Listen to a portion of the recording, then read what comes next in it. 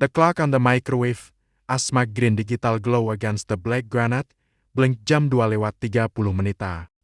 Simone hadn't slept, not truly, in weeks. Her husband hadn't been home, and the silence from his phone had been louder than any confession. This late-night vigil wasn't a search for proof. It was the silent, cold anticipation of the inevitable, a ritual she now embraced. For months she had meticulously logged every hour of his life in her memory, the time of his arrival, the telltale scent that clung to his expensive fabrics. It was and the familiar comforting aroma of sandalwood and the vetiver she used to buy him from the local boutique, the one that smelled like promise and the quiet evenings. No more.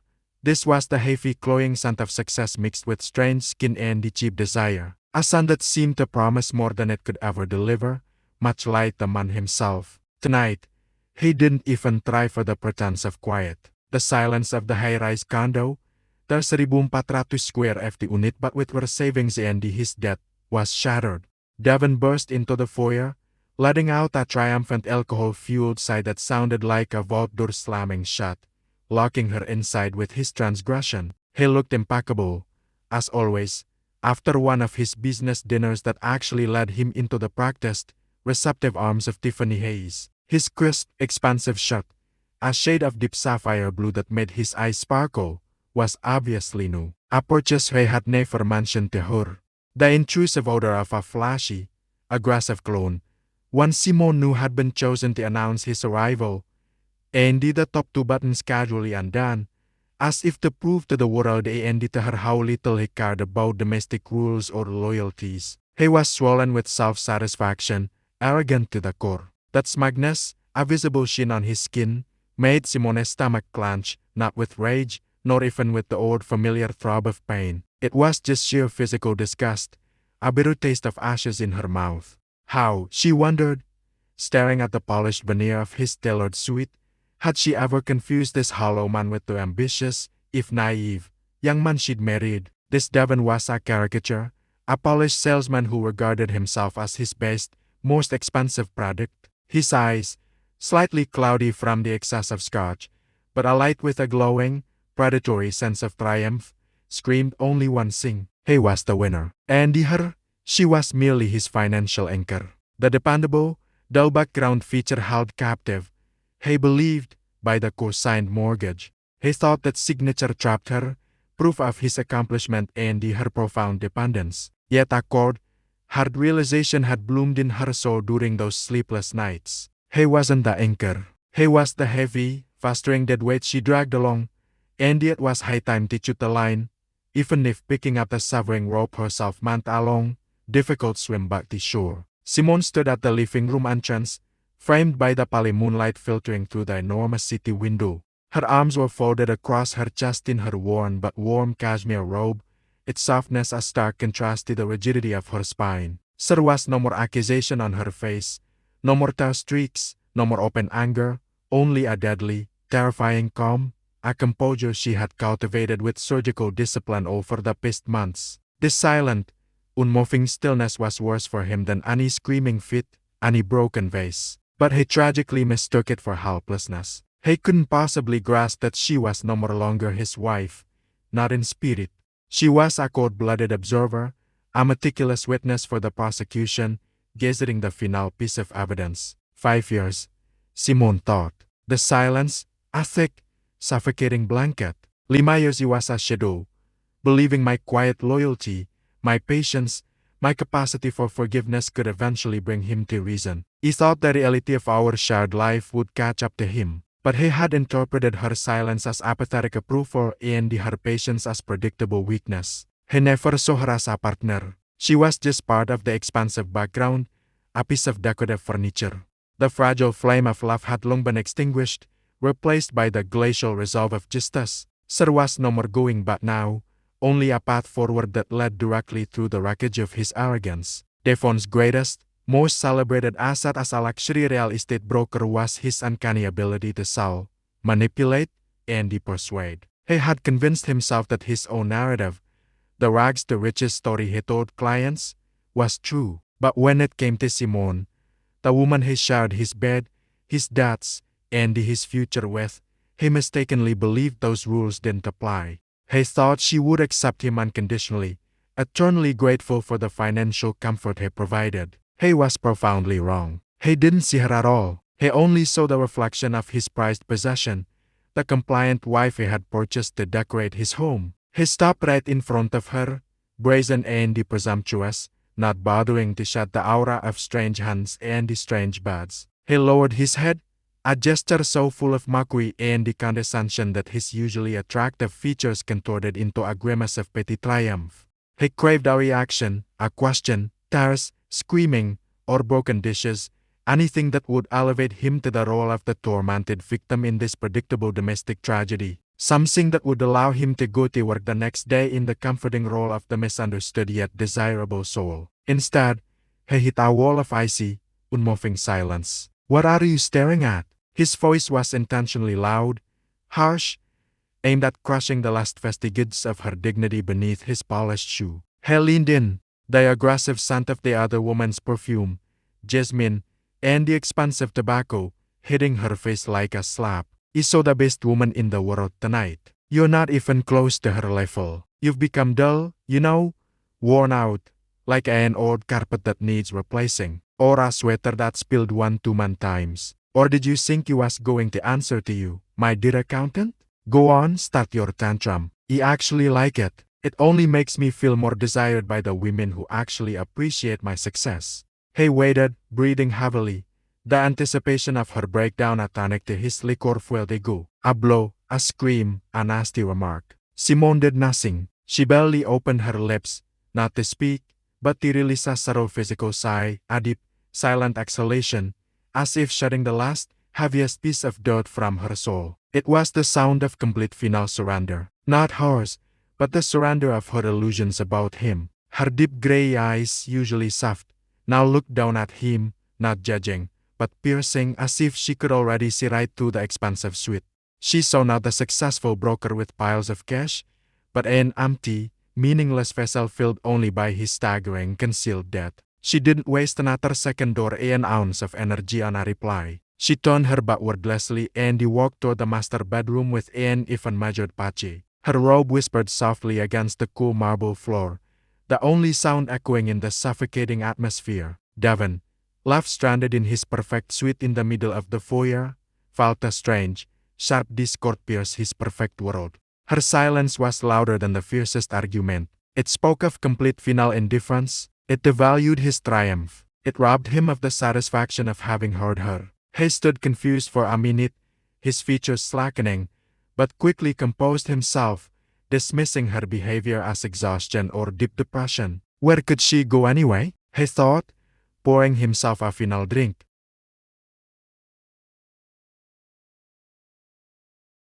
He didn't know that the sigh she had let out was the last farewell gift her soul had sent to him, the final severance of their connection. He went to the kitchen, finished the rest of the whiskey bottle, and stumbled into the bedroom where she was already lying on her side of the bed facing the cool wall. Devon passed out like a stone in 15 minutes. His snores allowed with megaphones. He dreamed of skyscrapers, luxury cars, and the stacks of $100 bills he would soon receive from his deal of the century. He dreamed of Tiffany handing him the Cristiano sparkling champagne-colored Porsche Cayenne as he stood on a perfectly manicured golf course clad in an Italian cashmere suite.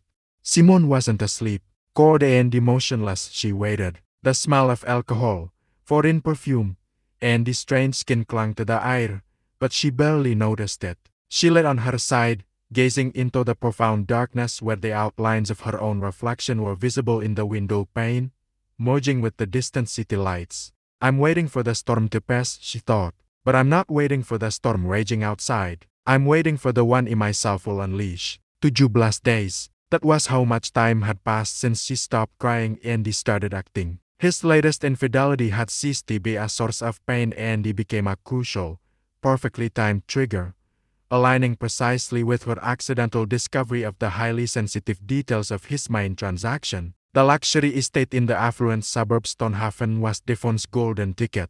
The commission from that single massive sale was expected to cover 3/4 of their shared mortgage, leaving them with only a negligible remainder. He planned it as his personal undeniable triumph, a way to finally prove his importance, his status, and her inherent dependency. He needs to feel that he needs me, but I'm the one who is just a burden to him. He had once said to a colleague, a phrase Simon accidentally overheard while walking past his open office door. He said it with a laugh, as if it were a clever joke about his stupid, obedient wife. Those casual, cool words, laced with triumphant malice, had lit the spark that was now poised to set the entire house of cards ablaze. A month before that fateful night, Simone had taken a day trip to visit her mother, Aisa, who lived 2 hours outside the city in a quiet, older neighborhood filled with sprawling yards and the sounds of chichas. Aisa was a woman whose face bore the fine lines of resignation from past battles, but also the deep granite strength of survival. Aisa had lost her own husband, Simone's father, Richard, 20 years ago, to a similar crushing cold-hearted infidelity. Richard had left her for his younger secretary, taking advantage of a loophole in their old divorce agreement, leaving Aisa financially destitute. That painful restart, the years of struggle to regain stability, was deeply etched into Simone's memory, a constant reminder of the cost of weakness. My daughter, my angel, Aisa sighed, her voice rich and low, as she carefully clipped withered roses in the small garden that smelled intensely of lavender, white clover, and the dampers. The scent was sharp and clean, a welcome contrast to the stuffy, sterile atmosphere of Simone's condo. Garden soil clung under her fingernails, a sign of honest hard work and a life lived close to the ground. You are so quiet,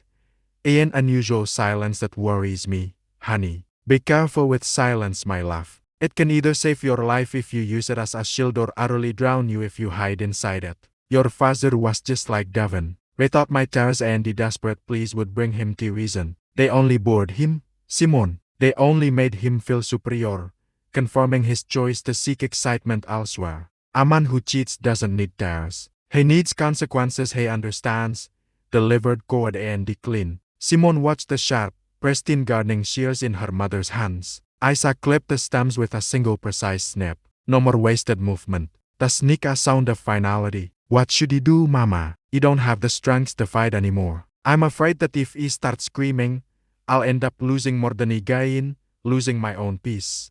Aisa put the shears aside, her hands rough from the soil in the sun, but her movements still graceful. She took Simone's cold, trembling hands and hers. Fire is battle, sweetheart, and the hot fire burns you before it ever reaches your enemy. You don't need hot fire that spirals out of control and leaves you exhausted. You need cold fire that is a flame that burns slowly, is precise, and never gets distracted by emotion. Cold fire is justice, not revenge. Revenge consumes you from within and leaves you hollow. Justice frees you, Simone, and restores your God-given dignity. Find his non-emotional weak spot, darling. Find the foundation his arrogance rests on, the thing he truly worships, his status, his money, and shatter it with the coldness and the logic he so despises in you. That crucial advice, the lesson of the cold fire, had changed Simone's entire strategy. She didn't need to cry. She didn't need to scream. She only needed to use logic against his blinding arrogance. She had to meticulously destroy the foundation his grandiosity rested upon, his status, his money, and his unwavering narcissistic belief that he was above all rules. Devon remained blissfully unaware of the most critical fact. The clients buying the Stonehaven estate, Marcus and Tasha Jones, were old acquaintances of Simone's. They had met her years ago when she was a star procurement manager at the large engineering firm Amnistructura. They trusted her implicitly, respecting her detail-oriented precision. It was through her at a networking event she reluctantly attended with Devon that they learned about the property in the first place. Devon, sensing a massive easy commission, had simply taken the initiative, charming them into working only through him, and painted Simone as a helpful but ultimately incompetent intermediary. However, they occasionally still contacted Simone via encrypted corporate email to cross-check technical details, assuming she was fully informed of every step. They valued Simone's honest technical approach, which stood in sharp contrast to Devon's slick, vague assurances. Simone knew the house had a critical structural flaw that Devon was eagerly hiding to secure his massive commission, a fact she hadn't just suspected, but had confirmed. The foundation, situated near a known water table, had instability issues confirmed by internal geological reports from the development company that she had accessed through an old loyal colleague, Mark. It wasn't a visible problem to the untrained eye, but it was real and guaranteed to lead to serious cracking in the load-bearing structures within a few years. Failing to disclose information of this magnitude was outright fraud and a severe violation of brokerage duties, a capital offense in the industry. The house's value would drop by 1/4 the moment this defect came to light, and Devon would lose his license.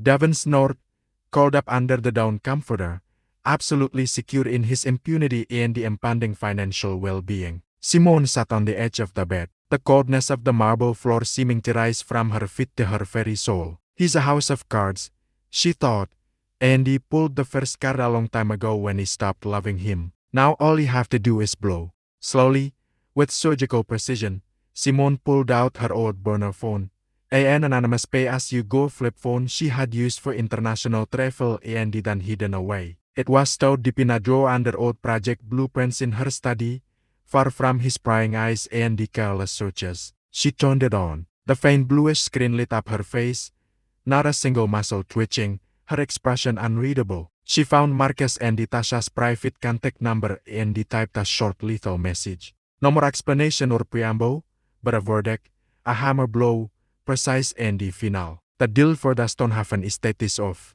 Devon is a fraud. Call me tomorrow at exactly 9 in the morning. Do not sign anything. You have irrefutable evidence regarding the foundation structure and its deliberate concealment. The message was sent. Simone turned off the phone, tucked it deep into her robe pocket, and left the bedroom silently, closing the door on his oblivious alcoholic slumber.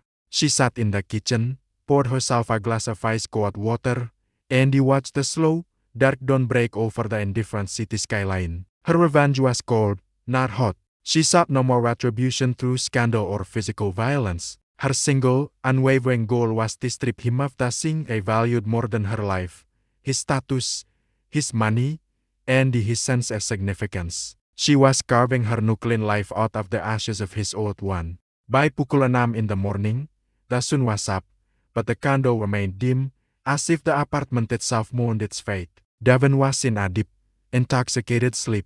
Simone was already on her feet, showered, impeccably dressed in a tailored, dark blue business suit, ready for her workday. A single cup of barely touched coffee sat on the kitchen counter, its steam rising in the quiet air. She took a deep cleansing breath. The smell of her own strong coffee, her own fresh laundry, and her own self-determination was sweet and pure. Pukul 7 Devon finally woke up with a vile taste in his mouth, a pounding migraine, and a profound sense of self-congratulation. He stretched and noticed his wife was already gone. He took it as confirmation of his power. She dared not eat breakfast in my presence. She's hiding her sadness. He didn't care. What mattered was that in 2 days he was supposed to close the deal that would make him financially independent for years. He could already taste the vintage champagne he was planning to open in celebration of his triumph. Imagining himself tossing stacks of $100 bills to Tiffany to prove she was right to choose an Elfa Mala, he would order his champagne-colored Porsche just as he had dreamed. 8 in the morning. He ate a quick breakfast, toast-style bagels he smeared with cream cheese, poured himself another cup of coffee, and smugly scanned the real estate market news on his iPad. He felt invincible, an engine revving up for glory. At pukul 9, he was supposed to call his boss, Adrian Sterling, to confirm the finalization of the closing documents. His mood was euphoric, almost ecstatic. He was sure everything was going according to his perfect plan. That Simone was just a minor annoyance that would soon clear up, and his life would become a continuous, like joyous celebration of success and pleasure. He didn't notice that every sip of coffee, every self-satisfied sigh brought him closer to the abyss, being dug by an invisible yet precise hand. At exactly jam 8:30, the phone rang, not his, that was still lying silently on the nightstand. It was Simone's old discarded emergency phone, which she only used to contact her parents. Devon, slightly irritated by the interruption, picked up the cheap plastic device. Yeah, he grumbled, expecting to brush off some unnecessary call. Maybe a telemarketer or an errant relative. Simone, it's Tasha Jones. We were literally supposed to send the wire for the down payment this morning. What has he been hiding from us? Tasha's voice sliced through the telephone line like a serrated blade. Devon felt the blood drain from his face, leaving behind a mask of cold, clammy horror. The imagined taste of celebratory champagne in his mouth instantly turned into the metallic, sickening taste of bile. He recognized Tasha's voice instantly, the client who was supposed to bring him hundreds of thousands of dollars in commission. Her voice, usually soft and friendly, was now hard, laced with disbelief, and burning with indignation. It wasn't a question seeking information. It was a demand for an answer that foreshadowed something far worse than just a busted deal. He realized his perfect world had cracked, and that visor was widening with every passing second, threatening to swallow him whole. Tasha, this is Devon. Simone must have made a mistake. She's probably just in a bad mood. You know, a woman sing. Don't pay attention to it. The house is perfectly fine. Just like he showed you. He personally walked the property with you. Your doubts are entirely unfounded. Don't insult my intelligence, Devon. Tasha's voice became icy with a steely undertone that froze his heart. A woman sing? Your wife explicitly said Devon is a fraud, and she wrote that you concealed foundation issues. What kind of insane nonsense is this? Were you seriously trying to sell us a house that's going to fall apart in 2 years? We trusted you. Do you understand? We chose you because we thought you were trustworthy.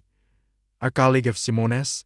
Not because you offered the lowest price. Marquez is a structural engineer, Devon. He's already checked the documents Simone sent him, and he found crucial missing geotechnical information that confirms her tip. This is slander. This is absolute slander, he screamed, jumping up from his chair. The chair tipped over with a loud wooden crash, amplifying the panic in the quiet room. His sleepy state instantly vanished, replaced by stomach-churning, overwhelming fear. He felt cold sweat run down his back, soaking his expensive, newly laundered underwear. They're just small cracks, Tasha. They're not critical, just cosmetic. He was going to tell you. He was just waiting for the right moment to present it to you as a negotiated discount. This is all the work of jealous competitors. I swear you were going to tell us after we paid the full amount after we moved our children into a house that starts crumbling in a year with a discount. No more, Devon. Your was going to is not good enough for us. Marcus and Andy are calling your boss,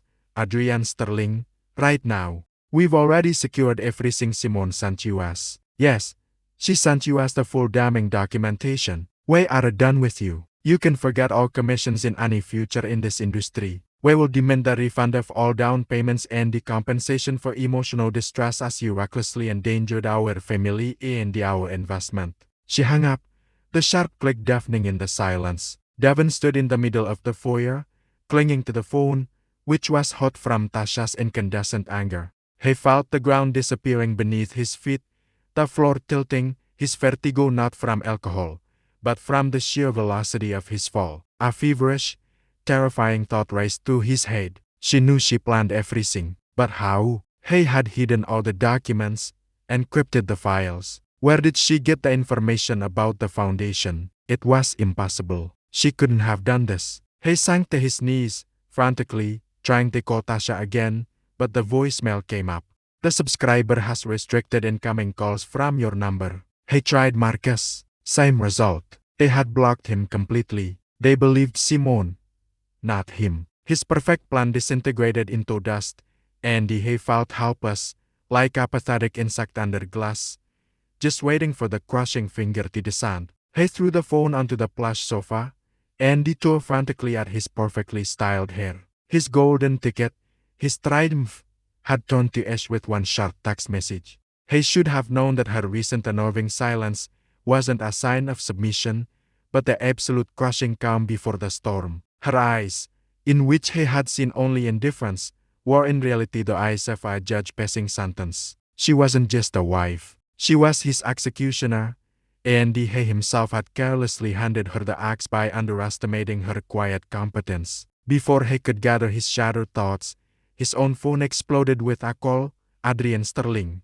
The name flashed red on the screen like a critical warning light on a failing machine. Devon swallowed, his throat instantly dry, his mouth tasting of old whiskey, fear, and now the sharp tang of failure. Devon, have you completely lost your goddamn mind? What the hell have you done? His boss's voice wasn't just loud. It was drenched in a scorching professional rage that could melt concrete and reputation alike. Marcus Jones just called me. He said you tried to sell them a house with a compromised foundation and you deliberately concealed information about the load-bearing supports. He said he has proof, Devon. Photos, expert reports. Your wife gave them to him, didn't she? The Joneses were her contacts and you used and betrayed them. I'm going to have FE and ERA investigators here if they decide to sue, which they've already threatened. Do you understand what this means? This is a felony, Devon. A capital offense that jeopardizes our brokerage licenses. All of our licenses. Adrian,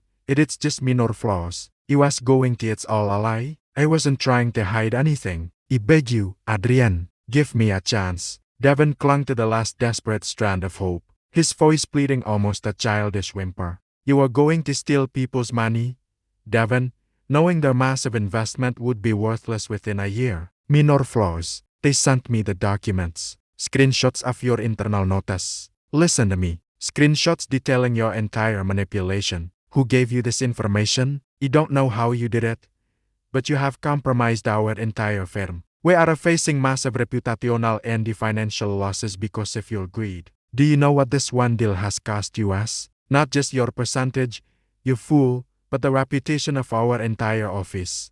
We worked for 2 years to reach this level.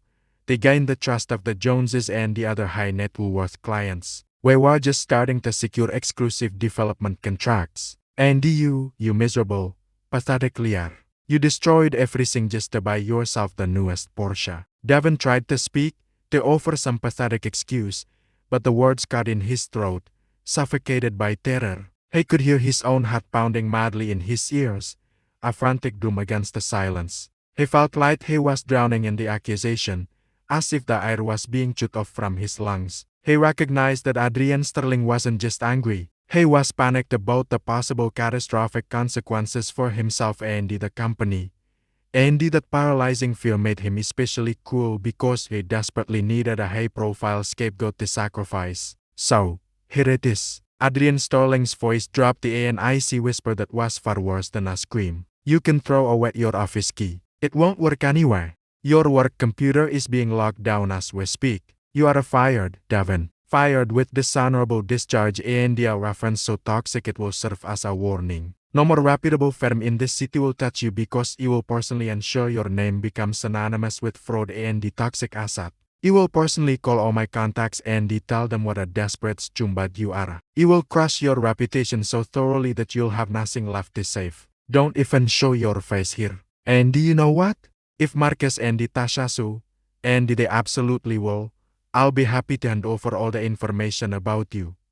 All your dirty secrets, every single email, get lost now. A dial tone. A long drawn-out dial tone that sounded like the final chord of his ruined life. It wasn't just the end of his job. It was the abrupt end of everything he knew, everything he was proud of, everything he had built his future on. His entire foundation, built on lies and the arrogance, was collapsing. He slumped onto the sofa, gasping for breath, the room spinning around him. He had lost everything. His golden ticket, his status, his reputation, his very identity, and all because of Simone, his quiet, obedient, mortgage-laden wife. He stared at his expensive phone as if it were the sentence she had delivered without a single word. At that precise, devastating moment, as if by some devilish choreographed plan, a notification popped up on his phone. A brief alert that served as the final brutal nail in his coffin. It was from the bank's legal division.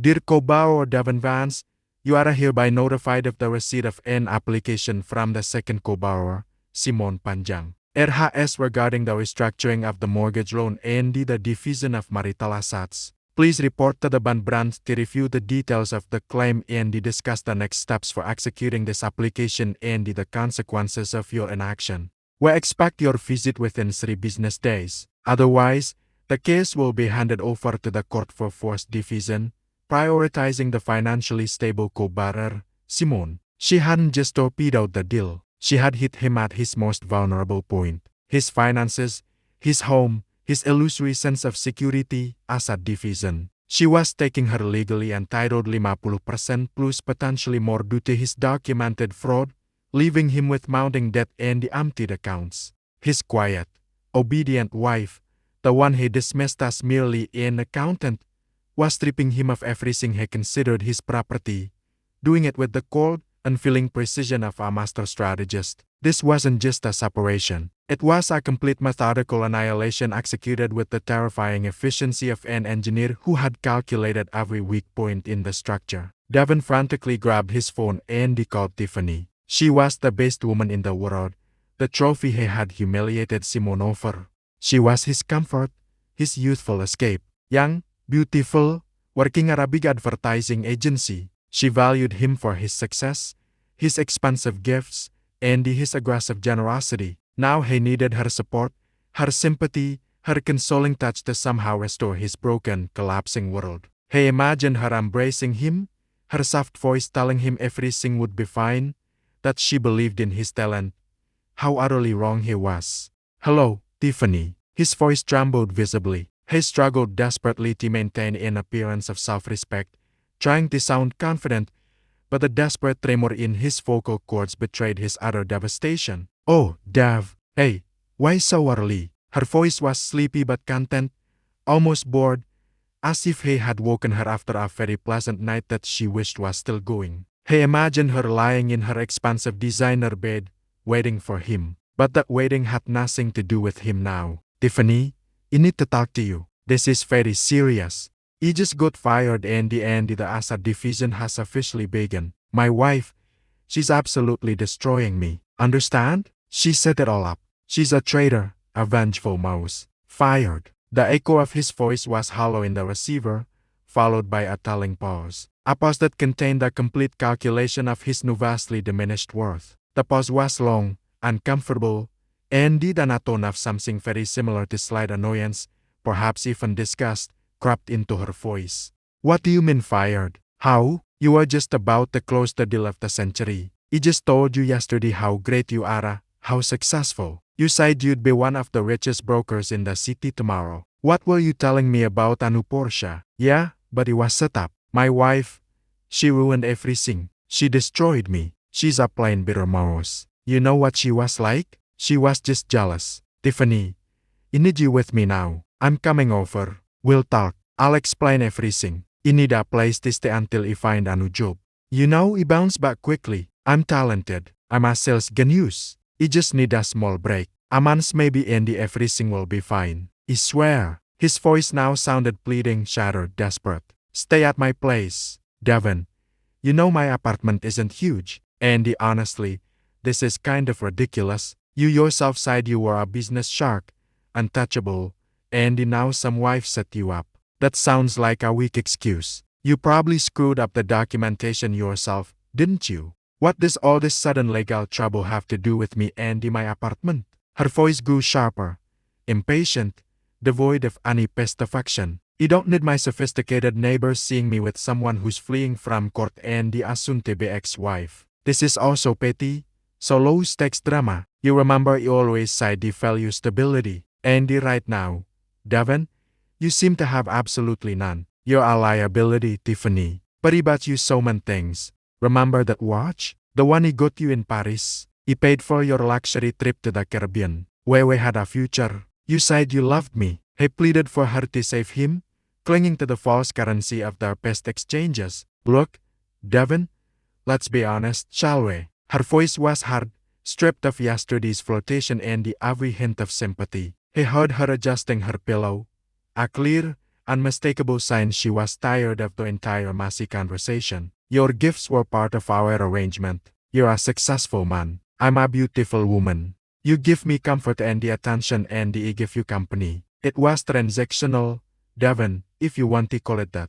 It made you feel special as long as you could afford to buy special things. And who are you now? Unemployed, facing court, potentially homeless, and judging by your hysterical voice, a mess. What am I supposed to do with you? You don't need your problems, Devon, neither legal nor financial. You know this isn't about love. It's about comfort and the status. I certainly won't turn my stylish apartment into a homeless shelter for a man who failed. You lost your status, Devon, Andy without status, I'm simply not interested in you. Don't call me again, please. It was nice while it lasted. Another dial tone, this time a stab in the back that pierced his soul deeper than Simone's cold revenge. The woman he had bragged about to Simone, the one he had chosen over his marriage, dropped him like a broken, worthless toy the very instant she found out he was no more longer successful. She didn't even pretend to care. Not the slightest sympathy, not a shadow of regret, just a cold, calculated, pragmatic rejection. His worth to her was directly linked to his wallet and his projected success. And that wallet was now empty, and his success a smoking crater. He was an emptiness wrapped in an expansive sweet, and now the sweet itself felt suffocating.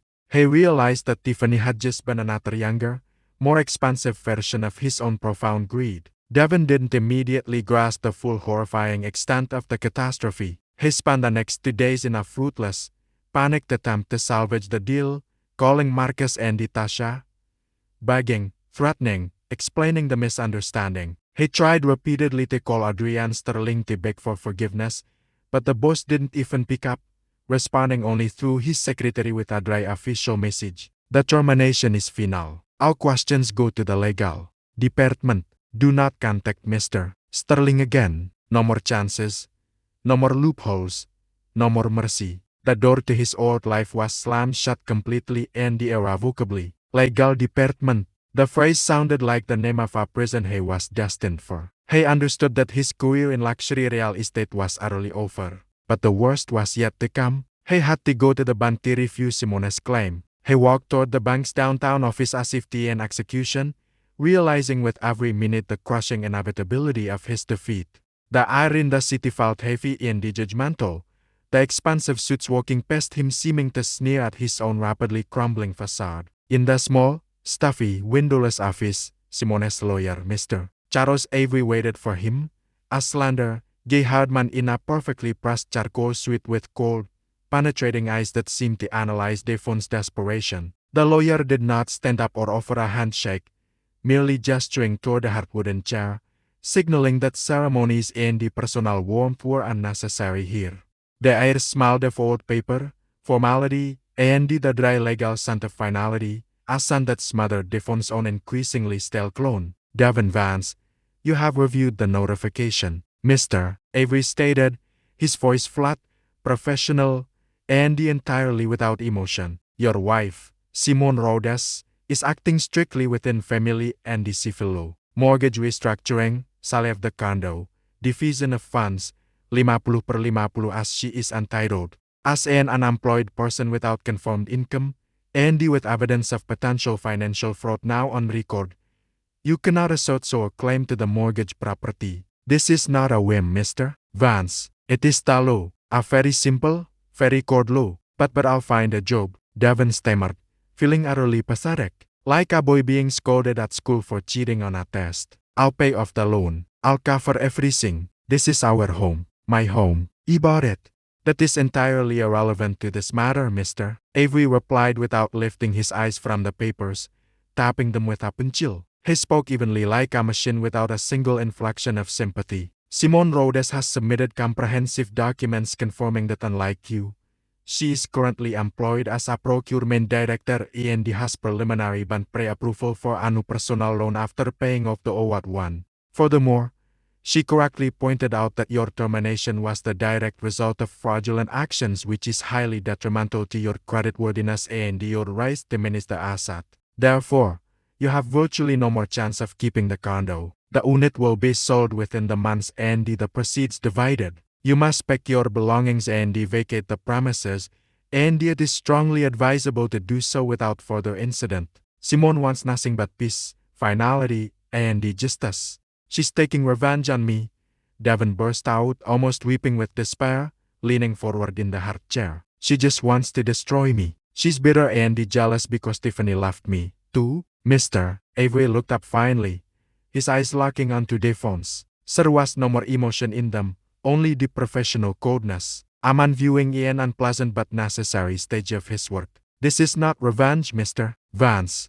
This is a legal measure aimed at protecting her financial well-being from your profound irresponsibility, From your reckless actions that led to the loss of her share of the property and created potential catastrophic financial risk for her. If you have a formal counterclaim or a proposal, submit them in writing to my secretary. Otherwise, sign the acknowledgement of receipt and do not waste our time. We do not have the resources for it. Devon left the bank feeling utterly empty, hollowed out. Not only was his home taken, his very future was snatched away. The mortgage he viewed as his instrument of control had turned into a suffocating noose around his own neck. He was trapped, cornered, and there was no more way out. No more one left to call. He began frantically looking for work. He updated his resume, polishing the lies until they gleamed, but his phone remained deafeningly silent. He called old colleagues, but they were plied with rehearsed excuses that there was a crisis, no more open positions, or they simply didn't pick up, ignoring his desperate, successive calls. The few who answered spoke the words that became his constant mantra. Adrian Sterling already warned everyone, or we understand, but we don't want to ruin our firm's reputation. Number one, absolutely number one, wanted to be associated with a man Adrian Sterling himself had labeled a fraud and a toxic asset. His name, Devon Vance, had become a black mark on the professional job market. His prized appearance began to change rapidly, mirroring his inner collapse. He stopped shaving regularly. He wore the same shirt, its fine fabric now permanently crumpled, smelling faintly of sweat, fear, and the hopelessness. The little cash he had left was dwindling, not enough for decent food. He ate cheap, chemical-laced microwave meals and the instant noodles. His self-esteem, which had fed ravenously on expensive restaurants and the Tiffany's superficial flattery, collapsed into nothing. He no more longer saw the successful business shark in the mirror. He saw a pathetic, frightened man with hollow cheeks, stubble, and the faded, terrified eyes. He began to fear his own reflection, the face of his failure. Meanwhile, Simone was methodically building her unshakable life. Everything had been planned, executed with the cold precision of a Swiss watch, long before Devon stumbled in drunk that fateful morning. As an experienced procurement manager, she had always been adept at working with complex information, assessing risks, and calculating moves 10 steps in advance. Her revenge wasn't an emotional outburst, but a cold-blooded, precise, long-term operation of self-rescue. 2 months prior, she had met with her former boss at Omnestructura, Mr. Henderson, an old-school man who valued her above all for her precision, integrity, and the analytical skills. He had offered her a significant promotion to supply chain director, a dream role, but she had wisely waited. She explained her situation without unnecessary emotional detail, but clearly stating that she wanted to avoid any financial or reputational risks for the company. Mr. Henderson, you will accept, but on the condition that he enter the role already divorced. And completely free of my previous obligations, she told him, her voice level and professional. My personal problems must not become a liability for you or create risks for the firm, and I need you to provide me with a clean, confident reference for the bank, confirming my stability and the potential. He agreed without a moment's hesitation, impressed by her foresight and caution. He knew the value of good employees, especially those capable of acting so coolly and deliberately in complex high-stakes situations. She got the role, which not only gave her a substantial raise, but also a financial stability that played a decisive, crushing role in court. She wasn't just staying afloat, she was climbing a new, clean ladder. Every step was thought out. She consulted lawyers in advance, learned all the nuances of marital law, and meticulously prepared every piece of evidence. She didn't want to scream. She wanted to destroy the very reason he thought he was above her, to pull the financial foundation out from under his grotesquely inflated ego. She knew that for Devon, the public irreversible loss of money, status, and the reputation would be far worse than any physical violence or emotional breakdown. Her inner monologue was calm, clear, and focused, like the undisturbed surface of a lake on a windless day. "You feel no more hatred," she resolved. "Hatred is a fire that burns you from the inside and makes you the same as the one you hate. You feel justice. He took 5 years of my life, my dignity, and my right to happiness. He placed himself above me because his suite was more expensive and he had the mortgage. He thought he was weak and dependent. Now he has neither the suite nor the money, Andy he's finding out what true dependency and the real fear feel like. He chose this path himself. Andy I'm starting from scratch. But it's my scratch, clean, without his lying smile, without his betrayal. It's the foundation for my own real successful life. She didn't avoid him. She simply distanced herself completely. Her new hardened attitude didn't allow her to waste energy on arguments or emotions that would only weaken her resolve. She was busy building her empire, small but unshakable. She focused entirely on herself, her future, her professional growth. She had no more time to think about him except as an unpleasant, distant episode that now belonged entirely to the past. Another month passed. The condo was officially sold. The transaction hastened by the court's decision to protect Simone's finances. Devon lived in a state of eternal cold nightmare. He stayed in the rapidly emptying apartment until the very last day because he literally had nowhere else to go. His distant, highly religious relative, Auntie Clarice, whom he had tried to sweet-talk, explained with a dry severity, "I am not ready to take in such a public documented failure, Devon. You must solve your problems yourself first. You've disgraced your name." He slept on a threadbare mattress he pulled from the attic between empty echoing walls that magnified his failure, his stupidity and his spectacular greed. Every scratch on the wallpaper, every crack in the ceiling, every patch where the shared memories once hung reminded him of how he had lost everything. He tried several times to ambush Simone near her new impressive corporate building, hoping for a miracle, that she would show a sliver of weakness, of pity, that she would let him come back and start over, offering him some miserable subordinate position in her new life.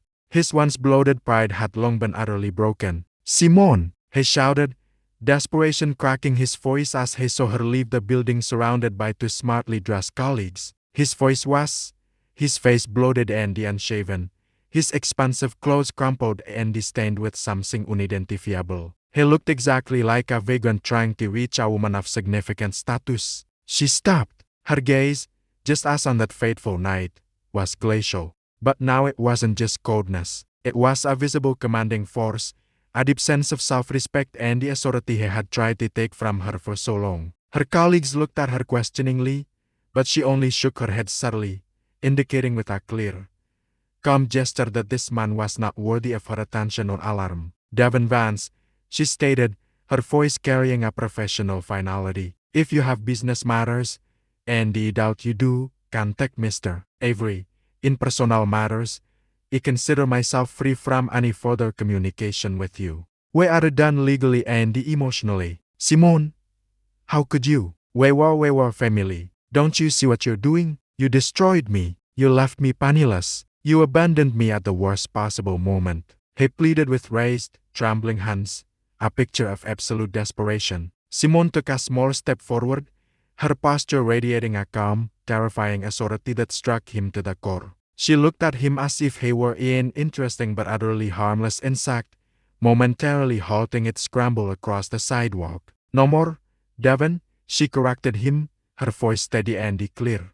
"I gave you the chance to see your true self, nothing more. It didn't make you penniless. You made yourself that way. The moment you decided money could replace respect, the moment you chose deception and the betrayal over loyalty, that was your deal of the century. And you lost it.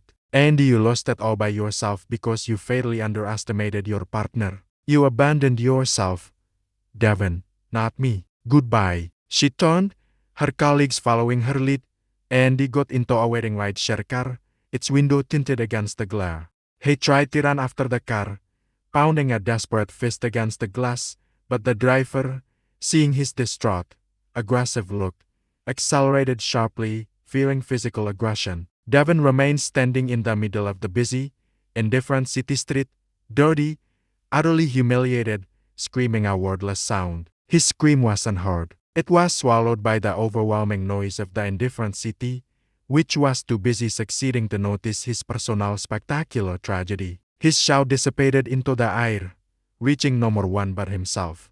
Finally, the day came when he had to vacate the condo for good. His distant relative, Auntie Clarice, had finally relented, but on the strict, humiliating condition that he paid for his stay by cleaning, cooking, and doing small repairs, tasks for which the former hay-rolling broker was entirely unsuited. He packed his belongings into the same cheap, unmarked cardboard boxes the bank had given him for the asset division. He couldn't bring himself to take anything truly valuable. His prized Italian suits were left behind. Everything felt desecrated by his failure. As he closed the door one last time, the new owners, a corpulent man and his equally large wife, waited for him in the hallway. They looked at him with undisguised superiority, like an unwanted, foul-smelling guest. "Well, finally," the man sighed, looking pointedly at his watch with irritation. "We've been waiting for half an hour. Hurry up.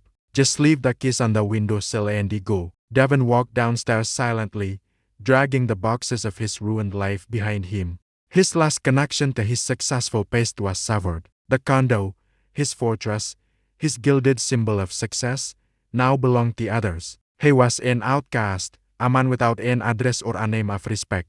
He moved in with Auntie Clarice, a distant relative who lived in a small, neglected house on the very edge of town. The house smelled intensely of old dust, mothballs, and the damp, cloying scent of autumn leaves, a profound, sickening contrast to his former hay-lace luxury. She took him in with great displeasure, constantly reminding him of how he had squandered his money, and how much smarter, colder, and more deliberate his wife had turned out to be. "Your Simone was quiet water, my boy," Auntie Clarice would often tell him, standing over him while he clumsily tried to weed the neglected garden. "But the deepest, most dangerous currents hide in quiet waters. You were only superficial, Devon, like a puddle after the rain. Our splash and no more depth." It was a constant, profound humiliation he wallowed in every day, feeling like a pathetic, dependent parasite. Every rebuke from her was like a painful blow, reminding him of his utter irreversible fall.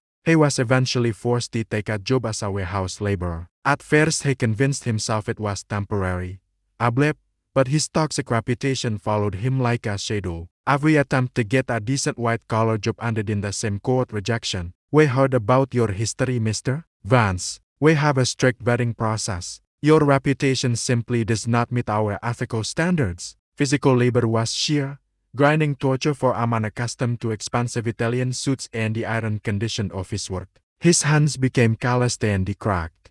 His butt ached so much he couldn't straighten up fully without a painful groan. His prized appearance was permanently lost. He became indistinguishable in the crowd, the very thing he feared most in the world. No more one noticed him anymore. No more one looked at him with envy. No more one wanted to talk to him or share his company. He became invisible, an empty, meaningless space where a successful man used to stand. One evening, as he sat in Annie Clarice's old, creaking kitchen, waiting for dinner made of yesterday's thin stew, Mr. Avery called him one last time. "Devon Vance, you are now legally free from all obligations to Simone Rhodes. All legal proceedings are absolutely concluded.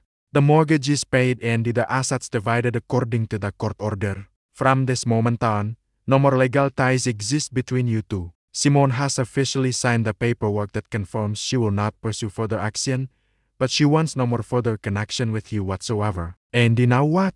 Devon's voice was indifferent, stripped of every emotion except bone-deep exhaustion. He felt as if he had already hit rock bottom, and nothing could surprise or upset him anymore. "And now, Mr. Avery paused, letting the silence hang heavy. "Simone Rhodes asked me to relay one last thing to you. She wanted you to know that her share not only allowed her to buy her own studio condo debt-free and in a much better, safer area, but also to invest significantly in her education. She has since completed a master's degree in international supply chain management and has secured a global certification that will enable her to reach a completely different, exponentially higher income bracket, possibly even internationally. She is successfully working as a director and she is immensely valued." "And me," Devon croaked, suddenly feeling a sharp, searing pain flare up in his chest that he thought he had forgotten. The burning pain of regret, but also the agonizing heat of envy for her assent. "And you, Mr. Vance, got exactly what you deserved, Mr. Avery concluded, his voice like ice water, the complete collapse of your fraudulent life.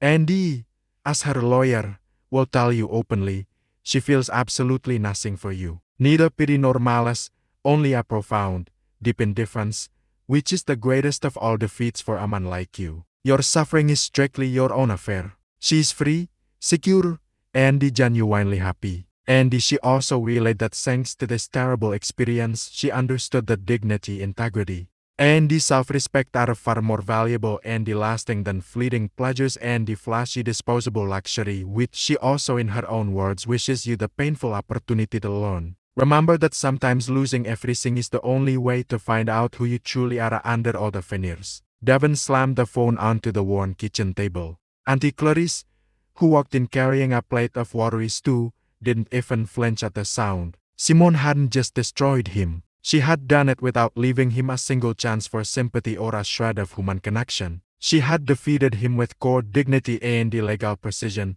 while he fell in spectacular drunken humiliation. He looked at his hands, rough, dirty, smelling of the warehouse in cheap sweat, and then he was utterly, so deeply humiliated. Humiliated that his plain mouse had not only escaped his trap, but had spectacularly succeeded using his own despised weapons, cold calculation, and the meticulous collection of information.